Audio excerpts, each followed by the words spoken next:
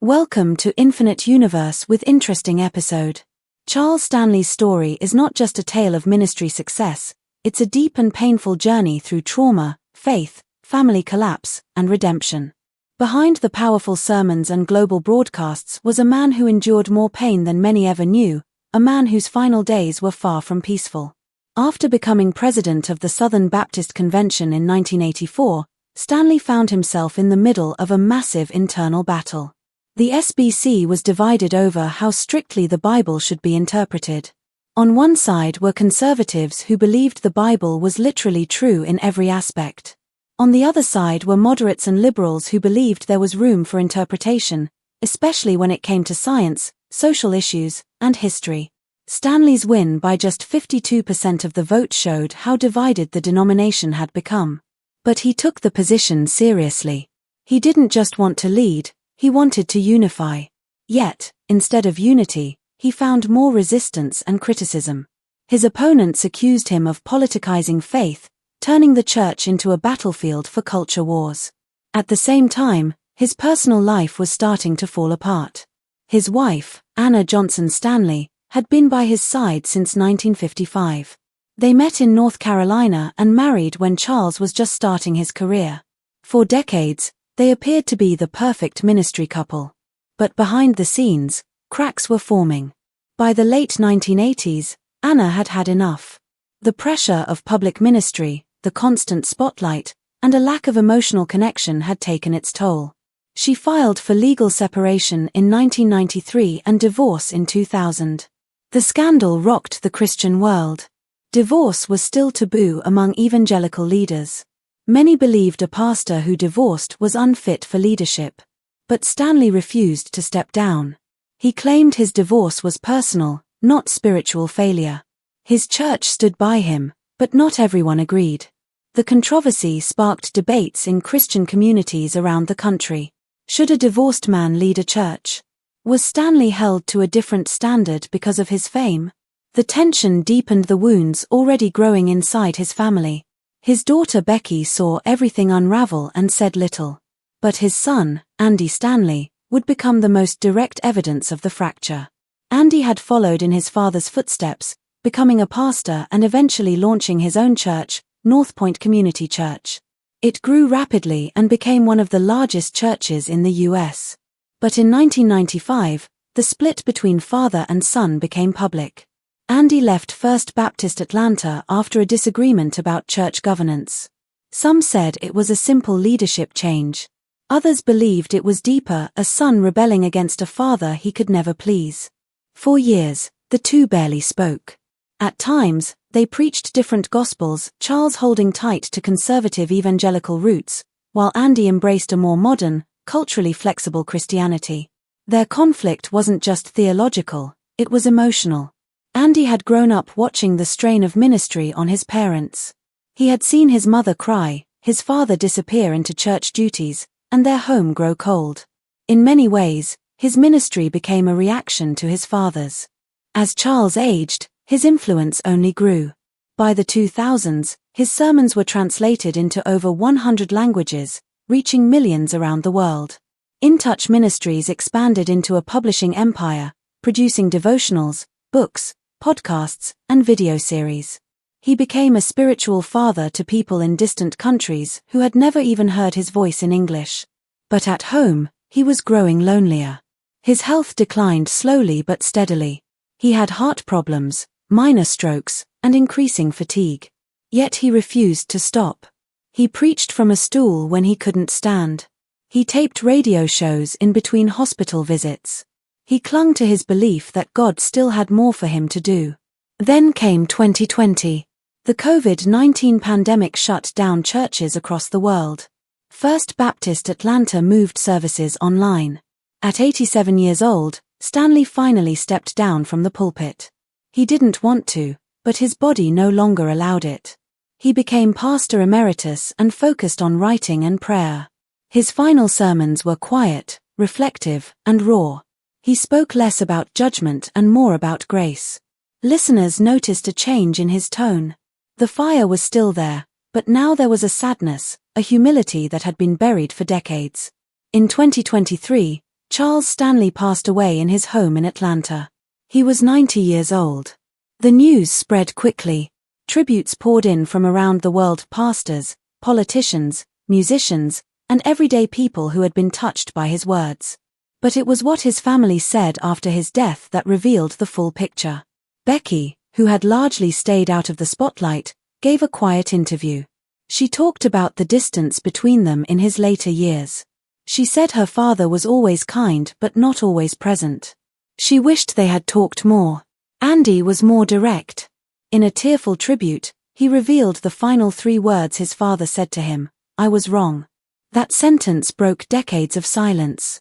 Andy explained that during one of their last conversations, Charles admitted he had prioritized ministry over family. He confessed that he didn't know how to balance the two and that he had hurt his children, especially Andy. The 2 men cried. They prayed. And they finally forgave. For Andy, it was the moment he had waited for his whole life. For Charles, it was the final act of surrender, the moment he laid down his pride and let love win. The legacy of Charles Stanley is complicated.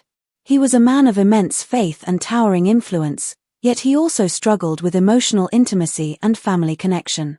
He built one of the largest Christian ministries in the world but couldn't keep his own house together.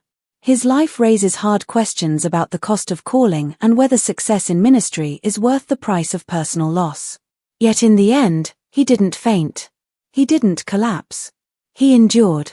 Through war, poverty, abuse, fame, and family failure, Charles Stanley kept going. His story reminds us that even our heroes are human. And sometimes, the greatest sermons are the ones we preach not from a pulpit, but from a hospital bed, a quiet room, or a phone call that begins with the words, "I was wrong." Even after his death, In Touch Ministries continues. The sermons, the books, and the messenger devices are still in use, still reaching people in villages, prisons, and refugee camps. Stanley's belief in technology wasn't about fame. It was about obedience. If God told him to run into a wall, he would. And even when the wall was his own family, even when it was his own regret, he kept running. That's the kind of faith that shakes the world, broken, bruised, but never bowed. In a way, Charles Stanley's last great message wasn't broadcast on a screen or written in a book. It was whispered, with tears, into the ears of his son. And that message, humility, apology, reconciliation, was perhaps the most powerful sermon of his life. Charles Stanley had always been a man who pushed forward, no matter the obstacles. From the very beginning, he had a deep sense of purpose that shaped everything he did. He believed that he had been chosen for something greater, and that belief never left him. During the years from 1984 to 1986, he served 2 terms in a key leadership role, and his influence during this time was powerful. One of his most important contributions came when he led a peace committee in 1985. The goal of this committee was to help resolve ongoing conflicts within the church. After 15 intense and emotionally charged meetings, the committee produced a long report of over 6,000 words. That report confirmed what Charles and other conservatives had been warning about for a long time. It gave them the support they needed to begin shifting the church in a more theologically conservative direction. Charles Stanley became one of the central figures leading this change. From his early days in a school in Miami in 1966, to a difficult church dispute in 1971, and finally to building a massive ministry empire in the 1980s, Stanley kept moving ahead with unstoppable energy. He built satellite churches, expanded his media presence, and became a national religious figure. Then in February 1988, a major moment in his public life arrived.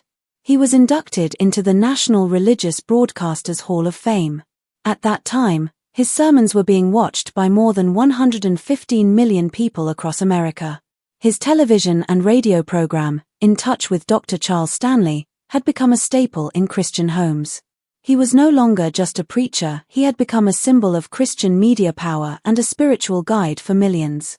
But while the world celebrated him, something painful and heartbreaking was happening in his personal life. Behind the polished image, Charles Stanley's home life was falling apart. In 1989, he went to Kansas City for a ministry rally. While praying in his hotel room, he looked out the window and saw rooftops covered with satellite dishes. In that quiet moment, he said he felt God speak to him, showing him the way to spread the gospel to the entire world. He remembered a verse from Psalm 67 verse 2, "Send us around the world with the news of your saving power." That moment became a defining turning point. He began working on expanding his message globally.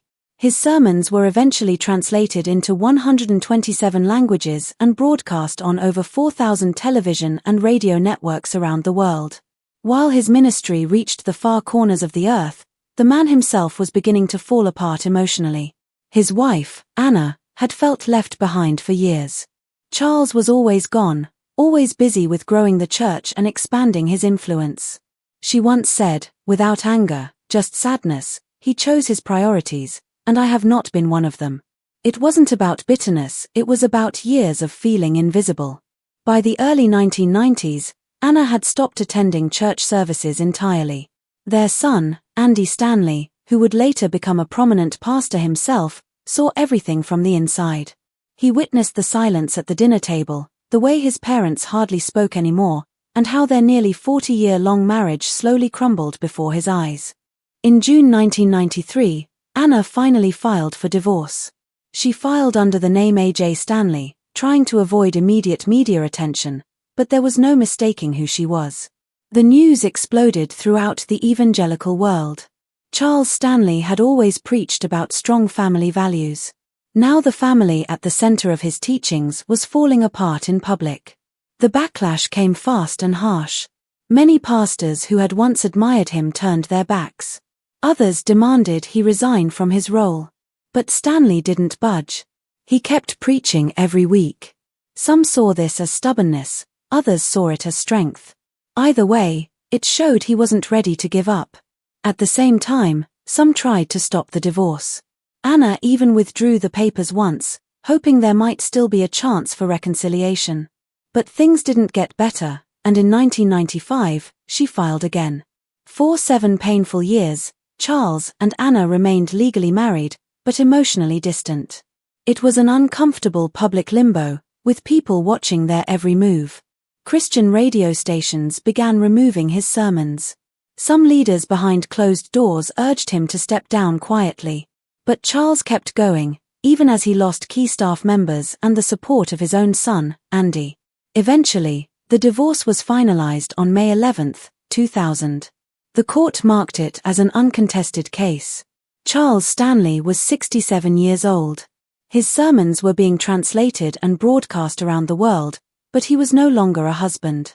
The man who had defined Christian marriage and family life had lost his own family. Anna would never remarry. She stayed single until her death in 2014.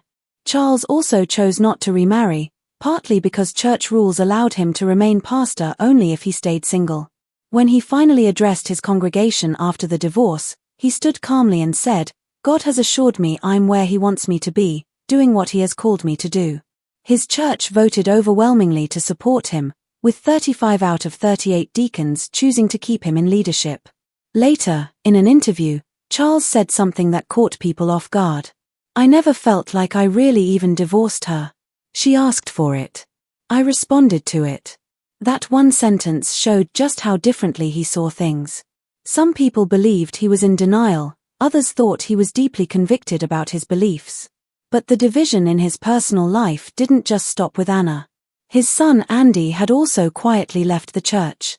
Andy had once been expected to follow in his father's footsteps and lead the same church, but he chose a different path.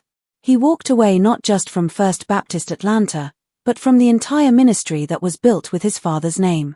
In 1995, Andy started a new church called North Point Community Church. It wasn't just a new building, it was a new vision. Andy said, "Atlanta doesn't need another church. It needs a safe place for people who don't go to church." His words were a subtle critique of everything his father had built. And it worked. By the end of the first year, over 4,000 people were attending North Point. Over time, the church grew into a massive movement, with more than 43,000 people across multiple campuses. Andy had built a new kind of church, and it had nothing to do with Charles Stanley. Father and son had both created religious empires, but they weren't speaking to each other. People across Christian media couldn't stop talking about the family rift. Some blamed an affair, others mental health issues, jealousy, control problems. Everyone had a theory.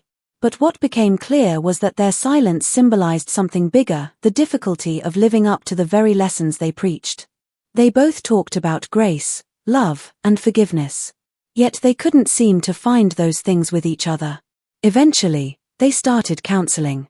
They met for weekly sessions and told the truth, no matter how hard it was. In one painful moment, Andy asked the counselor, "When do I give up on my dad?" The counselor replied, "When your heavenly Father gives up on you." That answer changed something in Andy. Slowly, they started talking again. Then one day, during a lunch meeting, Charles looked across the table at Andy and said, "I don't want us to end up like all those other fathers and sons." Andy replied softly, "Me neither, Dad." From that moment, something began to heal. By 2013, Andy's church had grown to nearly 30,000 members and had become the second largest church in the United States.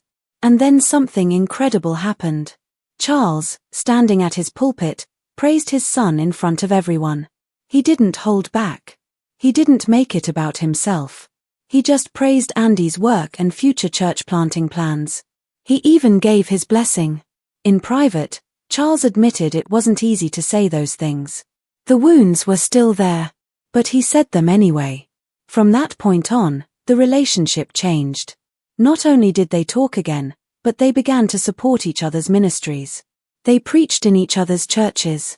The same father who once saw his son as disobedient now saw him as a partner. And Andy never forgot what that meant.